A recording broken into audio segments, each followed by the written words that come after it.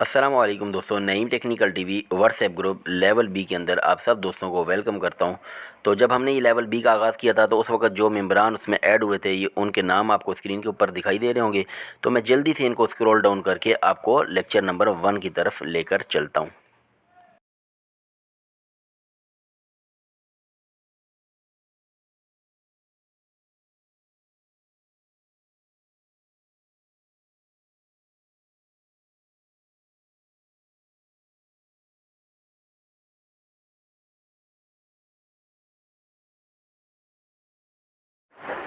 तो जी प्यारे दोस्तों, आपके साथ Naeem technical TV level B का जो पहला लेक्चर आपके साथ अभी शेयर किया गया, इसका टॉपिक के inverter AC choking reason and solution. ठीक है जी।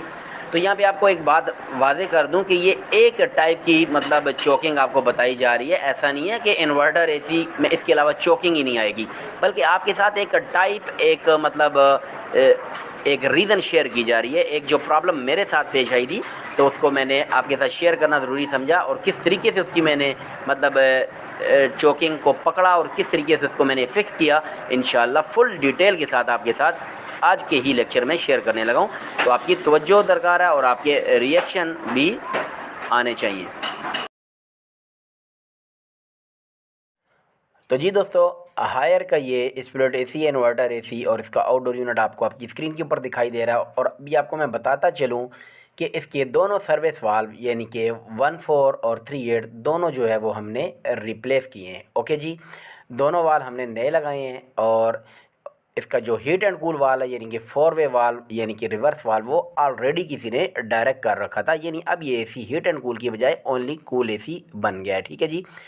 अब दोस्तों, ये आप देख सकते हैं कि दोनों वाल्व चेंज होने के बाद जब हमने इसको चलाया तो ये चोकिंग पे जा रहा था। हर थोड़ी देर के बाद मतलब ये चोकिंग पे चली जाती थी इसकी सुई, और समझ लें कि प्रेशर जो है 120 से एकदम डाउन होके 70 या 75 psi रह जाता था, और लिक्विड लाइन वाले पाइप के ऊपर बर्फ़ आ रही थी।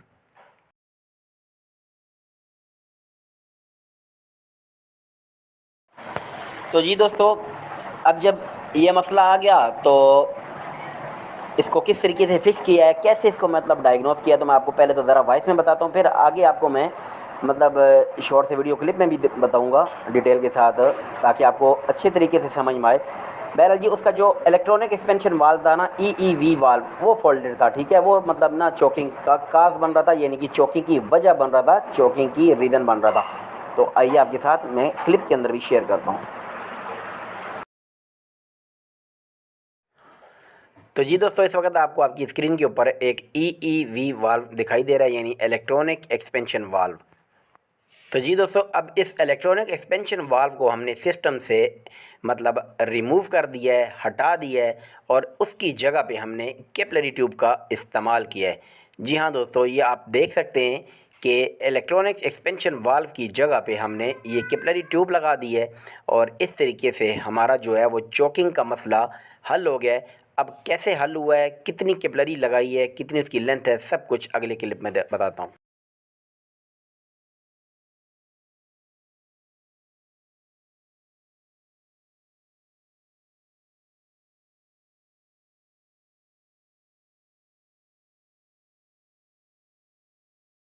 तो जी ग्रुप इमरान से मेरे चैनल के ऊपर जो डिटेल आपके साथ एक वीडियो में शेयर की गई है, उसमें 1 टन की कैपिलरी का जो साइज़ मतलब आपके साथ शेयर किया गया था 0.055, और उसकी जो कैपिलरी की लेंथ आपके साथ शेयर की गई थी वो 29 इंच। ओके जी।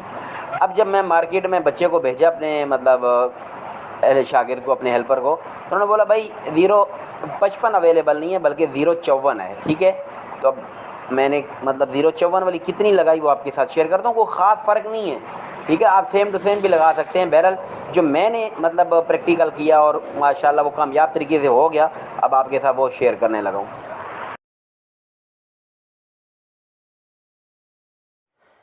तो जी दोस्तों, मैंने इसमें लगाई है 0.54 की कैपिलरी ट्यूब, और उसकी लेंथ लगाई है 30 इंच। ओके जी। मार्केट में अवेलेबल नहीं थी 0.55, तो मुझे 0.54 मिली है, और उसकी लेंथ मैंने जो है वो 30 इंच लगाई है।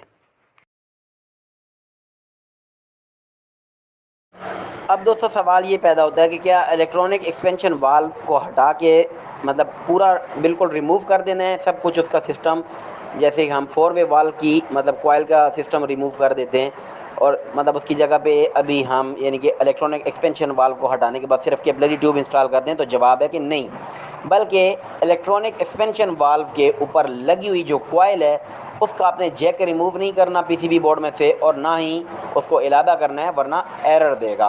तो अभी आपके साथ नेक्स्ट क्लिप भी शेयर करने लगा हूँ।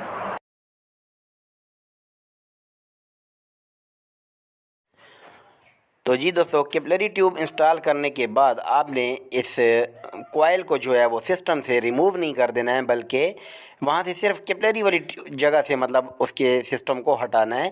इसका जैक जो है इसकी कॉइल का वो सिस्टम से रिमूव नहीं करना, यानी पीसीबी बोर्ड से इसका जैक नहीं निकाल देना, वरना एरर देगा। माना कि जो 4 वे वाल्व की मतलब कॉइल का जो जैक है वो निकाल देने के बावजूद एरर नहीं आता, लेकिन इलेक्ट्रॉनिक एक्सपेंशन वाल्व का अगर आप जैक निकाल देंगे तो ये एरर देगा। लिहाजा इसको इसी तरीके से यहीं पे हम जो है वो मतलब सिस्टम में कहीं पे इसको मतलब मैनेज करते हुए साथ हैंग कर देंगे, ताकि जो वाइब्रेशन भी ना करे और इस तरह से जो है वो एरर से भी हम बच सकें। ठीक है दोस्तों।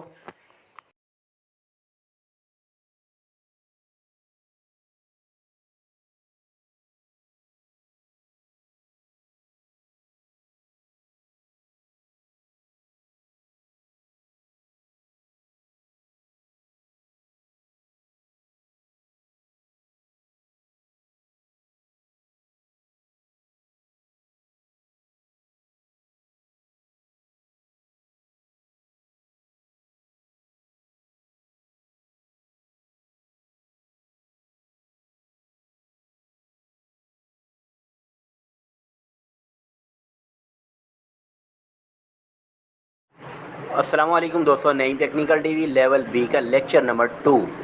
टॉपिक क्या है जी कि Y water dispenser was not cooling. Water dispenser cooling क्यों नहीं कर रहा था। तो जी दोस्तों, वैसे मुमकिन तौर पर जो वाटर डिस्पेंसर की कूलिंग ना करने की वजूहात में से एक मेन वजह कि अगर उसका कंप्रेसर ऑन नहीं हो रहा तो कंप्रेसर भी ऑन हो रहा था, ठीक है जी। और उसके बाद अगर बात करें कि इसके अंदर गैस की लीकेज, तो गैस भी लीक नहीं थी, ठीक हो गया। तो यही दो मेन वजूहत होती हैं। अगर कंप्रेसर नहीं ऑन हो रहा तो कहाँ से मतलब कूलिंग करेगा, भले इसमें गैस मौजूद हो। और अगर कंप्रेसर ऑन हो रहा है और गैस लीक है तो भी कूलिंग नहीं होगी, ठीक है। तो दोस्तों, इसमें इस कंडीशन में ऐसा कुछ नहीं था, कंप्रेसर भी ऑन हो रहा था और गैस भी लीक नहीं थी, फिर भी जो है वो वाटर डिस्पेंसर कूलिंग नहीं कर रहा था।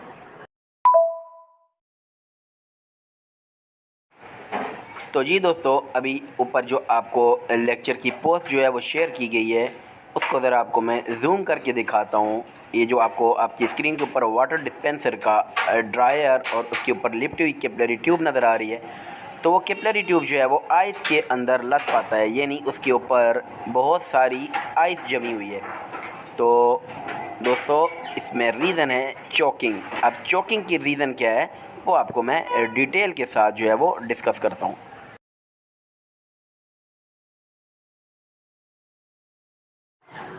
तो जी जनाब, जब मैंने देखा कि इसके अंदर तो लीकेज भी नहीं है और इसका मतलब जब मैंने स्टार्ट किया तो इसकी डिस्चार्ज लाइन भी गर्म हुई है और इसका ड्रायर तक भी यानी कि नॉर्मल हीट अप हो रहा था, मतलब नॉर्मली तौर पे जैसे होना चाहिए, बिल्कुल नॉर्मल तौर पर इसका कंडेंसर गर्म हो रहा था, हत्ता कि ड्रायर भी थोड़ा सा गर्म हुआ है। सडनली यानी अचानक से ही मतलब इसका जो सिस्टम है वो सारा ठंडा पड़ गया और साथ ही देखा तो इसकी जो ड्रायर के ऊपर लिपटी हुई कैपिलरी ट्यूब है तो उसके ऊपर बर्फ़ आ गई, ठीक है। तो मैंने फिर सोचा कि इसका ड्रायर काट के चेक करता हूँ।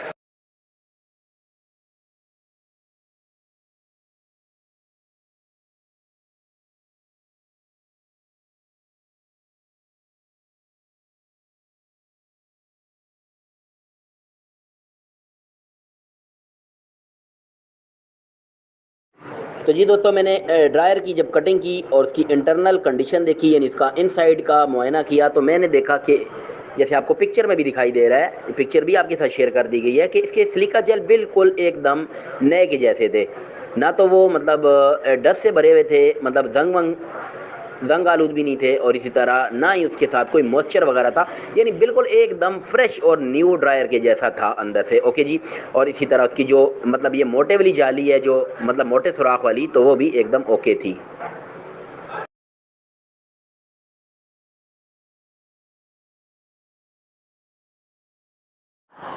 तो जी दोस्तों, अगर आप देखें तो ये बारीक वाली जो जाली है जो कैपिलरी ट्यूब वाली साइड पे यानी कि फिक्स हुई होती है, ये भी एकदम क्लियर है। अब सवाल ये पैदा होता है कि मतलब ड्रायर भी ओके है, दोनों साइड की जालियां भी ओके हैं, तो फिर चोकिंग कहाँ से आ गई? क्या कैपिलरी ट्यूब चोक है? तो जवाब है कि कैपिलरी ट्यूब भी चोक नहीं है। आइए अगली बाइस के अंदर सारी चीज़ क्लियर करते हैं कि वजह क्या थी।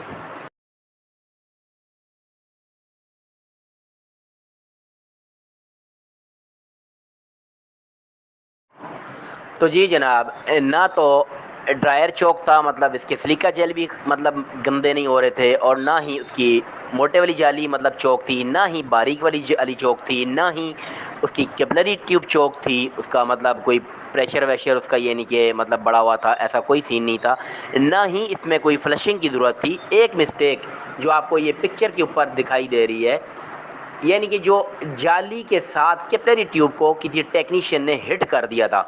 जब हम ड्रायर के अंदर इंस्टॉल करते हैं कैपिलरी ट्यूब, तो वो एक मखसूस लिमिट तक अंदर इंसर्ट करनी होती है। ये थोड़ी है कि हम जितना दिल करे अंदर घुसेड़ दें, ऐसा नहीं है ना। तो ये टेक्नीशियन ने मतलब ज़्यादा अंदर इंसर्ट कर दिया था और वो हिट हो गई थी जाली के साथ।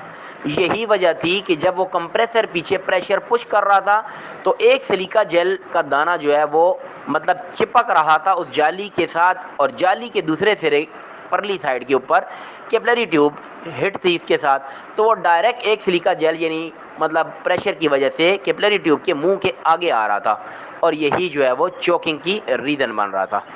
तो बस मैंने कोई फ्लशिंग भी नहीं की, कुछ नहीं किया, बस सिंपली जब मुझे फॉल्ट कंफर्म हो गया तो मैंने एक नया ड्रायर इंस्टॉल किया, और उसके साथ जो है ना वो कैपिलरी ट्यूब सिर्फ आधा इंच अंदर इंसर्ट की, और माशाल्लाह बेहतरीन तरीके से कूलिंग होने लग गई। कैपिलरी ट्यूब के ऊपर आइस भी नहीं आई, और बेहतरीन तरीके से सक्सेसफुल तरीके से हमारा माशाल्लाह काम हो गया।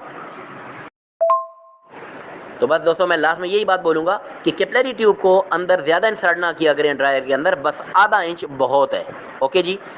तो लेक्चर आज का कैसा लगा? फीडबैक वाली पोस्ट के ऊपर तमाम मेंबरान लाजमी अपने फीडबैक दें रिएक्शन के साथ। इजाज़त दीजिए, अल्लाह हाफिज़।